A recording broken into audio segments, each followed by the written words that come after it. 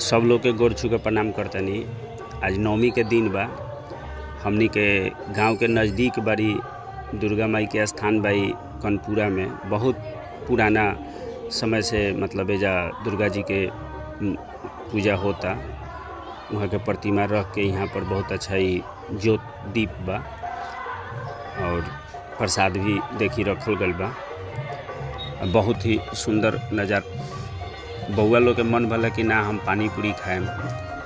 जेमे बच्चा भाई बानी, कार्तिक बाबू बानी, शिवाजी बानी, शिवम जी बानी, रवि सिंह बानी, हमहू बानी।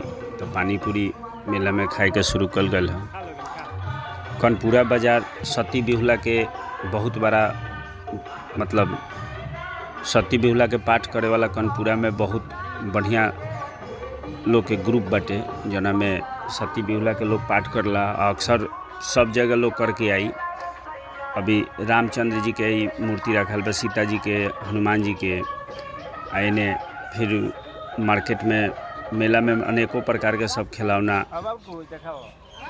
अभी लेजर लाइट कार्तिक बाबू खातिर खरीदायल है।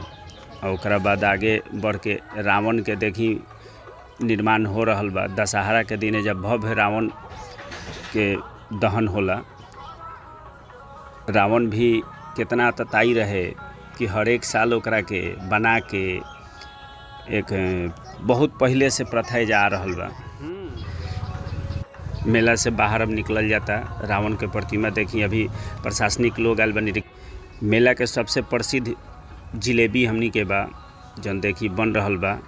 बिहार में कहीं जे मतलब एक बहुत अच्छा स्थान बा। हर एक मेला में सबसे ज़्यादा बिक्री होखेला जिलेबी ही बा। लोग